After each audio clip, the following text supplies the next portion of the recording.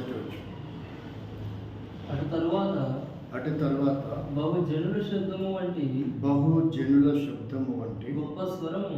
గొప్ప స్వరము పరలోకమందు ఇలాగు చెప్పగా వింటిని. ప్రభువును స్తుతించుడి. రక్షణ మహిమ ప్రభావములు మన దేవునికే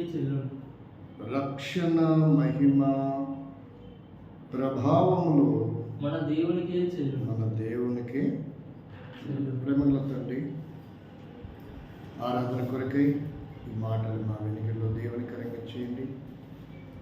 ఆరాధించడానికి రాయబడిన సంగతులు, ఆ సత్యాన్ని మేము గ్రహించి దాని ప్రకారంగా నేను స్తుతించి ఆరాధించడానికి మా హృదయాలను సిద్ధపరచున్నాను.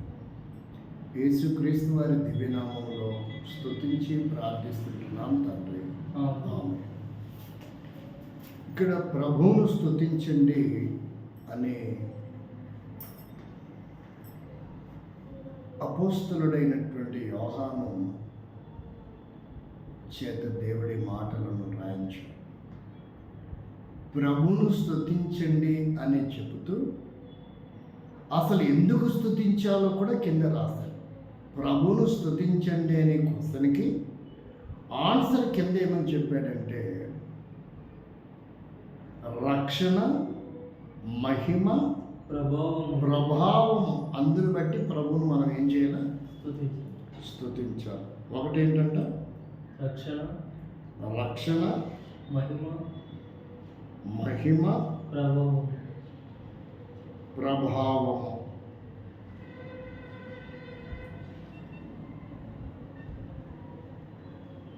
స్తుతించమని చెబుతున్న తాను మనకు క్వశ్చన్ వస్తుంది, అసలు ఎందుకు స్తుతించాలి అని. అక్కడ క్లియరెన్స్ చేశాడు. ఒకటి ఏంటంట, ఆయన నిన్ను రక్షించాడు. రెండవది, ఆయన మహిమ నీకు ఇవ్వాలనుకున్నాడు. మూడవది, ప్రభావములతో నింపాలనుకున్నాడు. కాబట్టి దానిని బట్టి దేవుని స్తుతించడానికి అర్హత. ఎందుకు స్తుతించాలో, స్తుతించడానికి గల కారణాలు ఏంటో ఇక్కడ జ్ఞాపకం చేస్తూ ఉన్నాడు. ప్రభుని ఎవరెవరు ఏ విధంగా స్తుతించారు, ఏ ఏ అనుభూతులలో మనం ప్రభుని స్తుతించాలా అనే విషయాలను మరలా కొన్ని విషయాలు మనం ధ్యానం చేస్తాం. వాటిలో మొదటిది ద్వితీయోపదేశకాండం 7వ అధ్యాయం 13వ వచనం.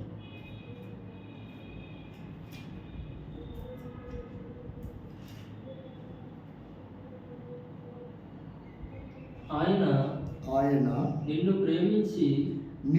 ప్రేమించి ఆశీర్వదించి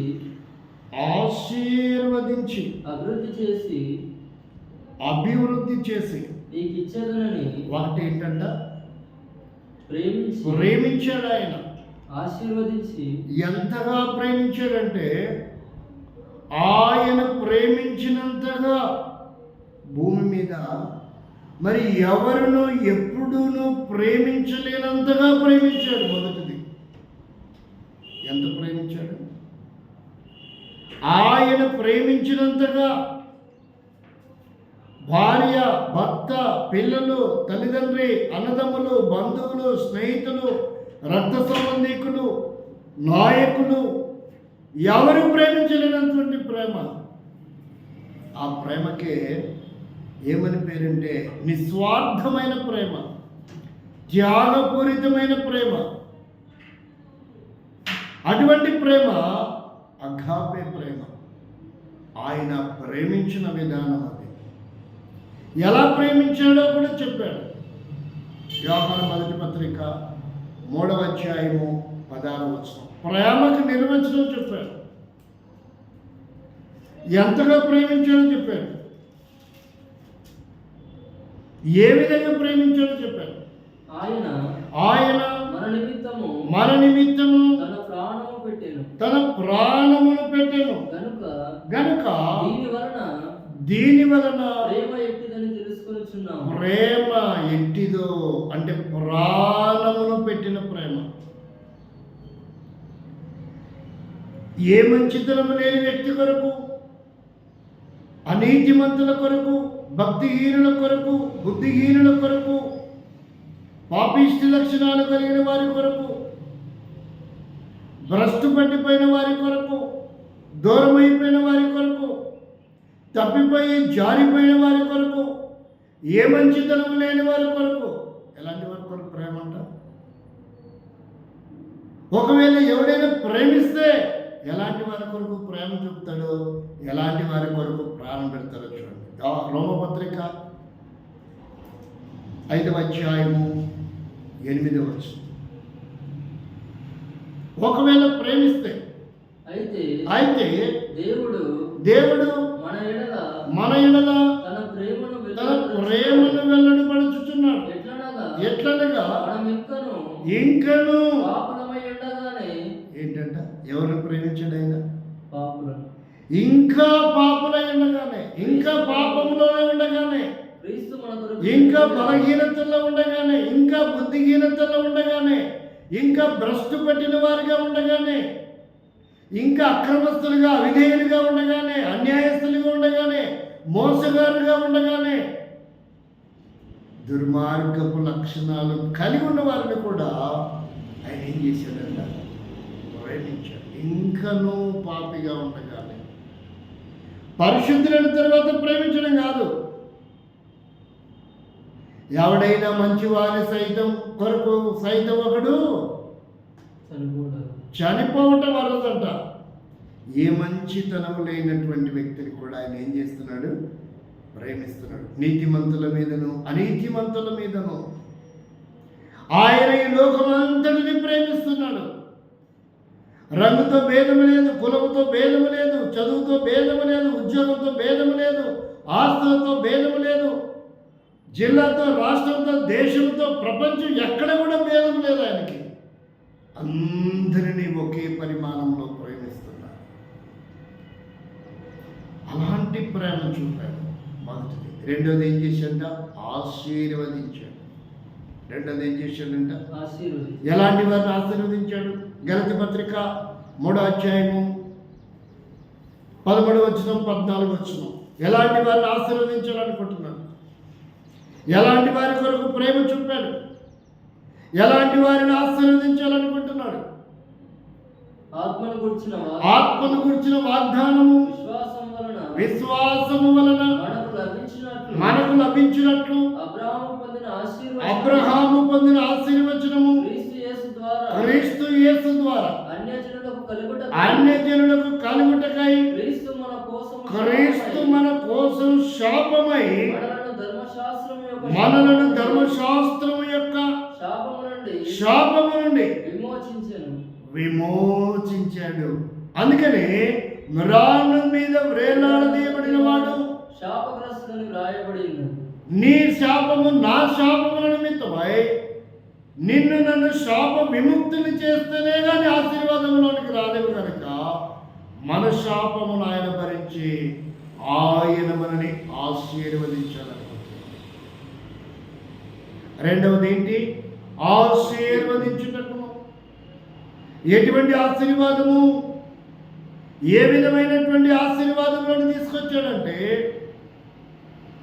ద్వితీయోపదేశకాండం 23వ అధ్యాయము 5వ వచనం మధ్యభాగము నుండి నీ నిమిత్తము ఆ శాపమును ఆశీర్వాదముగా చేశాను, నీ నిమిత్తము శాపమును కూడా ఆశీర్వాదకరముగా చేశాడు. శాపగ్రస్తులమై ఉండగా ఆ శాపము నుండి దానినే కొంతమంది కర్మఫలం అని పిలుస్తారు, కొంతమంది క్రియల ఫలం అని పిలుస్తారు. అది ఏ ఫలమైనప్పటికీ ఆ శాపము నుండి, ఆ అవలక్షణాల నుంచి, ఆ పాపిష్టి లక్షణాల నుంచి ఖచ్చితంగా ప్రతి మనుషుడు శిక్షకు పాత్రుడే. అట్టి ఘోరమైన శిక్ష నుండి, శాపము నుండి విముక్తిని చేసి ఆశీర్వదించడానికి, ఏం చేయడానికంట? ఆ శాపమును ఆయన పొంది గవిని వెలుపట భూమికి ఆకాశం మధ్యన మ్రాను మీద వేలాడదీయబడుతూ వచ్చాడు. శాప విముక్తులు చేసి రెండవది ఆశీర్వదించడం కొరకు. ఒట్టిగానే రాలేదు ఆశీర్వాదం. అందుకని చెప్తున్నాడు ఎఫెసీ పత్రిక 1వ అధ్యాయం 3వ వచనంలో ఏ విధమైనటువంటి ఆశీర్వాదం అని చెప్పాడు ఇక్కడ. మన ప్రభువైన యేసుక్రీస్తు యొక్క తండ్రి యొక్క దేవుడు స్తుతింపబడును గాక. ఆయన క్రీస్తునందు పరలోక విషయములో ఆత్మ సంబంధమైన ప్రతి ఆశీర్వాదమును ఏంటంటే ఇది ఏ ఆశీర్వాదము? భూమి మీద కనబడదే కాదు, ఆత్మ సంబంధమైన ప్రతి ఆశీర్వాదము ఆయన మనకి ఇవ్వాలనుకుంటున్నాడు.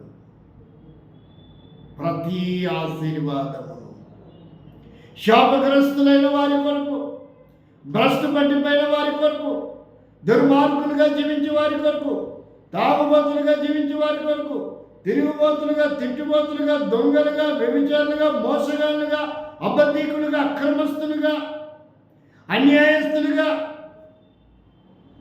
నరహంతకులుగా, ఉగ్రవాదులుగా, ఇలా ఎన్ని రకాలుగా చెప్పుకున్నా ఇలాంటి వారందరినీ శాపమును ఆయన నమ్మించి ఆయన ఆశీర్వాదమును ఇవ్వాలనుకున్నాడు. ఆత్మ సంబంధమైనది కూడా. ఈ ఆశీర్వాదం అంట ఆత్మ సంబంధమైనది. అందుకనే పిలిచాడు ఆయన. ఎలాంటి వారిని పిలిచాడు? మత్తయి సువార్త 11వ అధ్యాయము 28వ వచనం. ఆయన పిలిచాడు. దేని కొరకు పిలిచాడో కూడా చూద్దాం. ఆయన ప్రయాసపడి భారం మోసుకొనుచున్న సమస్త జనులారా, ఇక్కడ నల్లవాళ్ళు తెల్లవాళ్ళు ఏ భేదము లేదు. ఇక్కడ అందరినీ ఆహ్వానిస్తున్నాడు. భ్రష్టు పట్టిన సంతానమా, పాపిష్టి జనమా, నా ఎద్దకు రండి. ఎందుకు ఇలా ఆహ్వానిస్తున్నాడో మొదటి పేతురు పత్రిక 3వ అధ్యాయం 9వ వచనంలో చెప్తున్నాడు. ఈ ఆహ్వానము పేతురు పత్రిక దగ్గరకు వచ్చే వరకే మరలా కొంచెం కొరతగా చెప్పాడు. ఆశీర్వాదముల కొరకై వారసులవుటకు మీరు పిలువబడితిరి.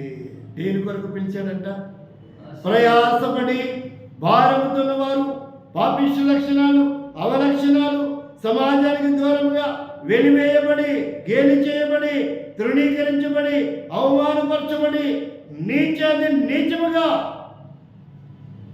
సమాజము చేత గుర్తింపు పొందినటువంటి వీరిని ఆశీర్వదించాలనుకున్నాడు. ముందేం చేయాలనుకున్నాడు? ప్రేమించాలనుకున్నాడు. రెండవది ఆశీర్వదించాలనుకున్నాడు. అందుకని ఆశీర్వాదముల కొరకై వారసులవటానికి నేను మిమ్మల్ని పిలుస్తున్నా. నిజంగా మనం వారసులమేనా? వారసులుగా అర్హత లేదు. మరి ఎలా వారసులమయ్యాం? గలతీ పత్రిక 3వ అధ్యాయము 26వ వచనం. గలతీ పత్రిక 3వ అధ్యాయం 26వ వచనం ప్రకారంగా యేసు క్రీస్తునందు మీరందరూ విశ్వాసము వలన దేవుని కుమారులమయ్యాం. వారసులమవడం అంటే ఇది. విశ్వాసము ఎవరైతే యేసు నామమును విశ్వాసం ఉంచుతారో, ఏమని విశ్వాసం ఉంచాలా, ఏమని నమ్మాలి అని రోమపత్రిక 9వ అధ్యాయం 10వ అధ్యాయము 9వ వచనం. ఏమని విశ్వాసం ఉంచాలా, ఏమని నమ్మాలి, ఏమని ఒప్పుకోవాలో చెప్తున్నాడు ఇక్కడ. రోమపత్రిక 10వ అధ్యాయము 9వ వచనం. అదేమనగా యేసే ప్రభువని ఎవరైతే నోటితో ఒప్పుకుంటారో దేవుడు మృతులలో నుండి ఆయనను లేపనని ఏం చేస్తే సరిపోతుంది? విశ్వాసం ఉంచాలంట. విశ్వాసము ద్వారా ఏమయ్యాం? వారసులమయ్యాం. విశ్వాసం ద్వారా ఏమయ్యాం? కుమారులమయ్యాం. ఆశీర్వాదముల కొరకై వారసత్వం అంట. దేని కొరకు వారసత్వం? ఆశీర్వాదం. భూమి మీద వారసత్వం దేనికో తెలుసా? భూమి మీద వారసత్వం షుగర్ కొరకు, భూమి మీద వారసత్వం ఆస్తమా కొరకు. లేదా కొంతమందికి ఏం పంచుతున్నారు వారసత్వంగా? రోగాలు పంచబడుతున్నాయి. కొంతమంది డాక్టర్లకు వెళ్ళగానే మీ ఇంట్లో ఎవరికైనా ఉందా? మీ నాన్నగారికో అమ్మగారికో తాతయ్య గారికో ఉందండి, అందుకని మీకు కూడా వచ్చిందంట. ఏమంటాడు? వారసులు అవుతున్నారు కొంతమంది రోగం ద్వారా. కానీ దేవుడు ఎందుకు వారసులుగా చేశాడో తెలుసా? ఆశీర్వాదముల కొరకై. ఎలాగంట? విశ్వాసము ద్వారా, బాప్తిస్మము ద్వారా. బ్రహ్మపత్రిక 6:3 వారసులం. ఒకటి విశ్వాసము ద్వారా వారసులమయ్యాం. క్రీస్తు యేసులోనికి బాప్తిసం పొందిన మనమందరము ఆయన మరణంలోనికి బాప్తిసం పొందితిమి. కంటిన్యూషన్ చేయి. బాప్తిసం పొందితిమని మీరు ఎరుగరా? కాబట్టి తండ్రి మహిమ వలన క్రీస్తు మృతులలో నుండి ఎలాగు లేపబడెను, అలాగే మనము నూతన జీవము పొందిన వారమై నడుచుకున్నట్లు మనము బాప్తిస్మము వలన మరణములో పాలు పొందుటకై ఆయనతో కూడా భౌతికంగా పాతి పెట్టబడలేదు, బాప్తిస్మము ద్వారా పాతి పెట్టబడుతూ వచ్చాం. ఇప్పుడు ఏమంటాడు చూడండి, గలతీ పత్రిక 3:29. బాప్తిస్మం ద్వారా ఆయనతో పాతి పెట్టబడడం లేపబడమే కాదు, కానీ మీరు క్రీస్తు సంబంధులైతే ఆ పక్షమందు అబ్రహాము యొక్క సంతానమై ఉండి వాగ్దాన ప్రకారము వారసులై ఉన్నారు. ఎవరికి వారసులం? దేవునికి వారసులం. ఎలాంటి వారిని ఎలాంటి వారిగా చేసుకున్నాడు? వెలవలేని జీవితాలను విశ్వాసము ద్వారా రక్షించుకోవడమే కాదు, విశ్వాసము ద్వారా ఒప్పుకోవడం ద్వారా రక్షింపబడమే కాదు, ఆయనకు మనం వారసులమయ్యాం. ఏమయ్యా? దేని కొరకు వారసులమయ్యామంట? ఆశీర్వాదముల కొరకై వారసులమయ్యాం. ఒకటి ప్రేమింపబడ్డాం, రెండవది వారసులమవుతూ వచ్చాం ఆశీర్వాదముల కొరకై. మూడవదిగా చూస్తే అభివృద్ధి పొందండి. మూడవది ఏమైంది? మూడవది అభివృద్ధిని కోల్పోతూ వచ్చాం. ఆదికాండం 1:28 పాపముల చేత అపరాధముల చేత దేవుడికి దూరస్థలమై అభివృద్ధి పొందే స్థానికతను పోగొట్టుకున్నప్పుడు, దేవుడి ప్రేమను పోగొట్టుకున్నాం, దేవుడి ఆశీర్వాదం పోగొట్టుకున్నాం, వారసత్వం పోగొట్టుకున్నాం. ఇప్పుడు ఆయన అంటున్నాడు, దేవుడు ఆశీర్వదించెను ఎట్లనగా ఫలించి. అది దేవుని యొక్క ఉద్దేశం. భూమి మీద మీరు అభివృద్ధి పొందాలి. కానీ మానవుడు దేవుడి సంకల్పానికి దూరం అవుతూ వచ్చాడు.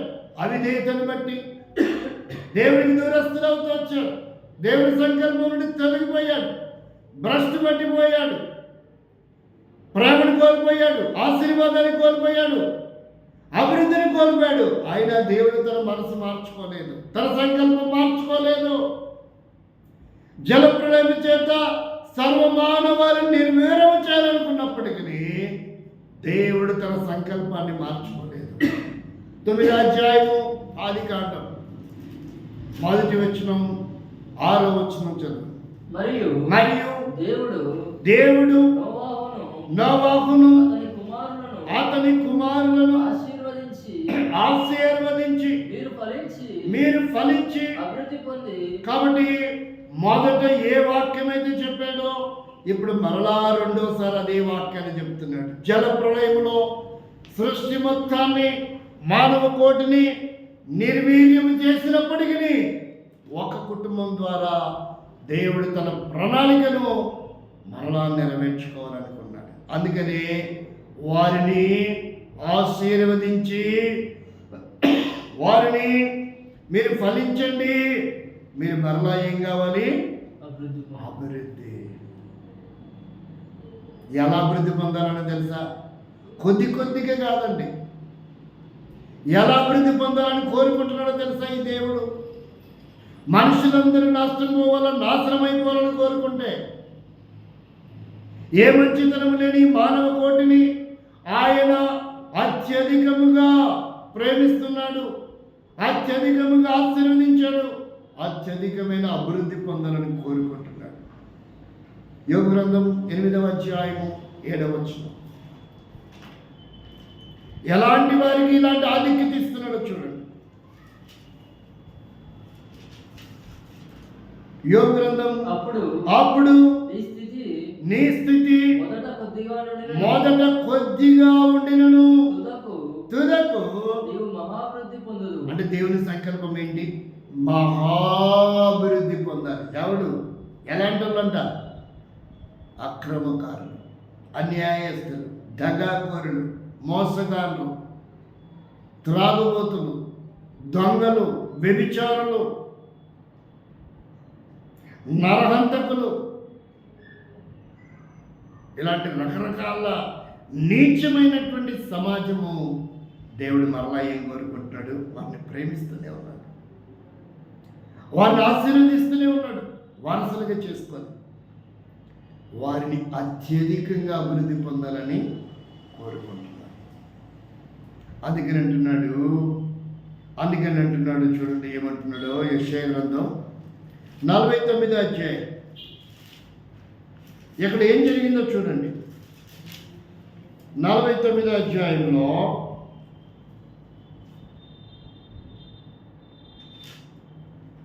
ఒక అద్భుతమైన సంగతి చెప్పాడు. ఏం చెప్పాడో చూడండి. 13-14 వచనం. శ్రమనందిన తన జనుల యందు జాలిపడి యెహోవా తన జనులను ఓదార్చి ఉన్నాడు. ఆకాశమా విస్తార ధ్వని చేయుము, ఉత్సాహ ధ్వని చేయుము, భూమి సంతోషించుము, పర్వతములారా ఆనంద ధ్వని చేయుడి. అయితే ఎందుకు చేయాలంట? సియోను యెహోవా నిన్ను విడిచిపెట్టి ఉన్నాడు, ప్రభు నన్ను మరిచిన్నాడని అనుకొనుచున్నది. స్త్రీ తన గర్భంలో పుట్టిన బిడ్డను కరుణింపకుండా తన చంటి పిల్లను మరచున వారైనను మరచుదురు గాని నేను నిన్ను మరువను. చూడుము, నా చేతుల మీదనే నిన్ను చెక్కి ఉన్నాను. అందుకంటున్నాడు. ఏమంటున్నాడు? ఆకాశమా ఉత్సాహధ్వని చేయుము, భూమియు సంతోషించుము. ఎవరి వరకు? పర్వతములారా ఆనందధ్వని చేయుడి, ఆనందధ్వని చేయుడి. ఎందుకని? యెహోవా కార్యము చేశాడు. రక్షణను బట్టి, మహిమను బట్టి, ప్రభావమును బట్టి ఆయన ఏం చేయాలి? ఇప్పుడు మనం ప్రభా నేను కూడా నరకానికి పాత్రుడనే, నాలో కూడా ఈ లక్షణాలు ఉన్నాయి. ఎంతగా ప్రేమించావు, ఎంతగా ఆశీర్వదించాలనుకున్నాం, ఎంత అభివృద్ధి చేయాలనుకున్నాం. నా మానన నన్ను నువ్వు విడిచిపెట్టలేదు, నన్ను వెతికావు, నన్ను మర్చిపోలేదు. నేను నరకం వెళ్ళడం నీకు ఇష్టం లేదు, నేను భ్రష్టు పట్టిపోవడం నీకు ఇష్టం లేదు.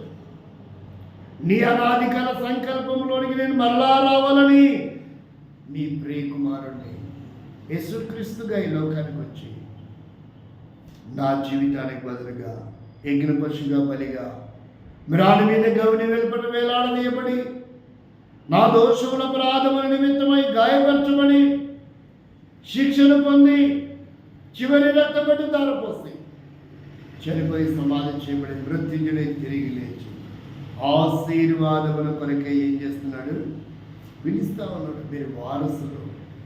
ఇప్పుడు ఏమయ్యారు? మీరు వారసులయ్యారు. ఎలాంటి ఆశీర్వాదముల కొరకై? పరలోక సంబంధమైన ఆశీర్వాదములు, ఆత్మ సంబంధమైన ఆశీర్వాదములు. అది ఎలా ఉంటుంది? మత్తయి సువార్త 25:34. ఎప్పుడు ప్రారంభమైంది ఈ ఆశీర్వాదం? మత్తయి సువార్త 25:34. అప్పుడు రాజు తన కుడివైపున తన కుడి వైపున ఉన్న వారిని చూసి ఉన్న వారిని చూసి నా తండ్రి చేత ఆశీర్వదింపబడిన వారలారా రండి,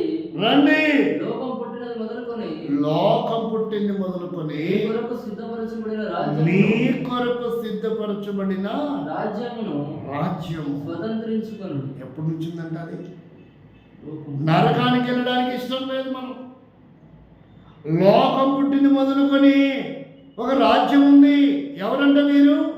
ఆశీర్వదించబడిన వారు. ఆయన ఎవరిని ఆశీర్వదించాలనుకున్నాడు? భ్రష్టు పట్టిపోయిన వారిని ఆయన ఆశీర్వదించాల. ఆశీర్వదించిన వారి కొరకు ఏముంది చెప్తున్నాడు ఇక్కడ. లోకం పుట్టింది మొదలుకొని మీ కొరకు సిద్ధపరిచిన ఒక రాజ్యమే ఉంది ఇక్కడ. ఆ రాజ్యాన్ని మీరు ఏం చేసుకోండి? స్వతంత్రించుకోండి. అది ఎలా వచ్చింది? అది నా రాజ్యం. ఆ రాజ్యంలో మీరు నుండులాగా ఏం కోరుకుంటున్నారు? ఆ రాజ్యంలో మీరు కూడా నాతో పాటు నేనుండు చోట మీరు కూడా. అందుకే ఇక్కడ అంటున్నాడు చూడండి, 48వ అధ్యాయం యెషయా గ్రంథం 20వ వచనం.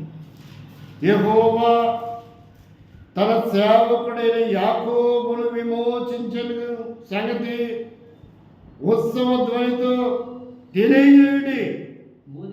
భూదిగంతముల వరకు అది వినబడినట్లు దానిని ప్రకటించుడి.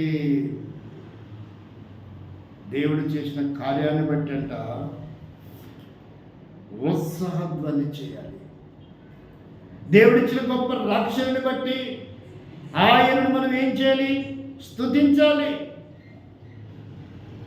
ప్రభువును స్తుతించుడి. ప్రభువును స్తుతించుడి. ఎందుకని? ఆయన ఇచ్చిన రక్షణను బట్టి, ఆయన ఇచ్చిన మహిమను బట్టి, ఆయన ఇచ్చిన ప్రభావమును బట్టి, ఆయన చూపిన ప్రేమను బట్టి, ఆయన ఇచ్చిన ఆశీర్వాదమును బట్టి ఆయన నీవు నేను మనము మహాభివృద్ధి పొందాలని కోరుకుంటున్నటువంటి విధానం. ఆ శాపం నుండి విముక్తులు చేస్తూ వచ్చాడు. ప్రభువా, నా కొరకే నువ్వు ఎంత గొప్ప కార్యం చేశావు, ఎంత గొప్ప అద్భుతం చేశావు. ఏమి నేను నీకు అర్పించగలను? ఏ మంచితనం ఉంది నా కొరకు? ఇలాంటి నా కొరకు కూడా నీ ప్రేమను పంచావా? ఇలాంటి నా కొరకు కూడా వారసుడిగా చేసుకొని శాప విముక్తులు చేసి నన్ను ఆశీర్వదించాలని, ఇలాంటి నా కొరకు కూడా తెలుగు మహాభివృద్ధి పొందాలని కోరుకుంటున్నావా? ఎంత ప్రేమ, ఎంత త్యాగం, ఎంత సమర్పణ. నా ఓటోడు కూడా, నాలాంటి వ్యక్తికి, నాలాంటి దాని కొరకు కూడా ఎంత గొప్ప ప్రేమ, ఎంత గొప్ప క్రయం, ఎంత గొప్ప త్యాగం, ఎంత గొప్ప సమర్పణ. అందుని బట్టి ఆయన రక్తము చేత విమోచన వచ్చింది. సూక్ష్మంలో మోక్షం. ఎవరైతే ఈ అనుభూతికి వచ్చారో, ఎవరైనా రక్తంలో కడగబడ్డారు, ఎవరి పాపలు క్షమించబడ్డాయో, ఎవరిని విడిపించాడో, ఎవరిని ప్రేమిస్తున్నాడో, ఎవరిని ఆశీర్వదించాలనుకున్నాడో, ఎవరిని మహాభివృద్ధి చేయాలనుకున్నాడో ఆ అనుభూతిలో నీవు రాగలిగితే, నేను రాగలిగితే, ఆ స్థితిలో మనం ఉన్నట్లయితే, అందుకంటాడు ప్రభువును స్తుతించి, ఆయన స్తుతించుకుండగా, ఆయన ఆరాధించుకుండగా, ఆయన గణపరచుకుండగా మనం ఉండాలి. ఇది అర్థమైంది. మోకరించండి, హృదయమాన వాక్యానుసారంగా ప్రభువును మనం స్తుతించి ఆరాధించాలి.